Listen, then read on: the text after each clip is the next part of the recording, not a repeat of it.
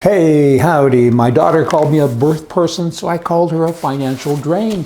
Who do you think will win that argument? Hey, the homeowner told authorities they came home. They found a man in their house, and the man in their house shot at them, the husband and wife. Each of them were armed. They have permits. Each of them pulled their firearm out, and each of them, both of them, shot the bad guy. And the bad guy was hauled off to jail. He wasn't killed, but both of them responded right away. First responder, times two. Kind of a nice story. Good for them. Recently, this is just a silly story, I guess, but I was reading on Fox News about Maria Zakharova, and she was being interviewed, and I was always going to go and watch her and Donny Osmond, and my kids always said, that's sissy stuff, don't do that, and I never did. I kind of wish I would have. In any event, she said to the person that was interviewing her that I have 8 kids, and the interview person said, some are adopted, yes? How many? She said, some are adopted. I get them mixed up. I don't know which is which. I thought, what a nice story. Talk about inclusion. That's how you're supposed to include people, not this other crazy stuff that governments do. Now, still talking about kids, I guess, but in a different way. This is sad. Sex trafficking. It's done. I mean, it's not a conspiracy theory. It's out there. It's happening. Children are being sexualized all the time. Children are being kidnapped. In Las Vegas and other cities, they have committees of citizens that go out and save children, and they find many. They truly do. The bad guys, catch and release again, they should be hung from the neck until dead. I mean, when you take the innocence of a child away, there's no worse crime. No worse crime. And the governments now, they're part of this with all of their stupidness that they're doing in school.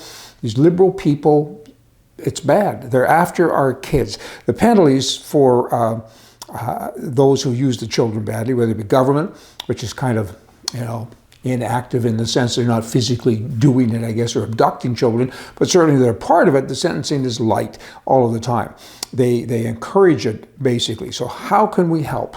I mean, let's go after the government. They're going after our kids. We need to go after them.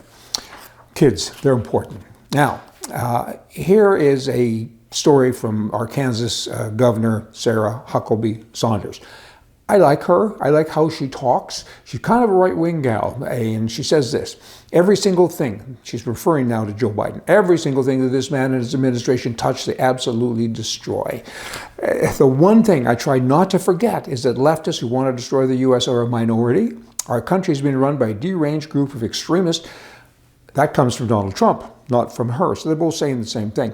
Trump goes on to say, you must never forget that this nation belongs to you. Every country needs to pay attention to that because we have inmates running the asylum. And that's what happens because all the good people stay home. I have so many friends back years ago that were in their 50s and 60s, and we used to talk, or I used to try to talk politics, and I'd say, I don't know anything about politics. I don't care. I'm running my business. Now, they're older, and for the first time, many of them in their 60s and older, they're voting because all of a sudden they see that, oops, we kind of messed up here because we did not pay attention. In Israel, keeping up here, we got lots of different topics, don't you know? In Israel, the MPs there have passed this new bill. It's a crazy bill. They're saying that they have removed the power of the Supreme Court to overrule government actions that the court rules that are unreasonable. That's a lot of actions. Like, if that happened in the U.S., wow, would you have a mess? Because we survived the Obama and the Biden times and the Clinton times to a lesser degree because of the Supreme Court. Because these guys, they come up with the headlines about a new liberal incentive or a new initiative that they've done. And a couple of weeks later, in small print, the Supreme Court announces that we've overturned that because it's not constitutional. And that's a good thing. You need those checks and balances. Now, Israel has removed those. And they say, we got to remove them because there's an imbalance in power and the courts are kind of running things and elected people need to run things. I kind of get that too, the wordage, but the true wordage is that there has to be a check and balance for all you elected people because you're all on a power trip and some of you aren't that bright. Now, let me say this in closing. Left-wing people are idiots. Have you got that?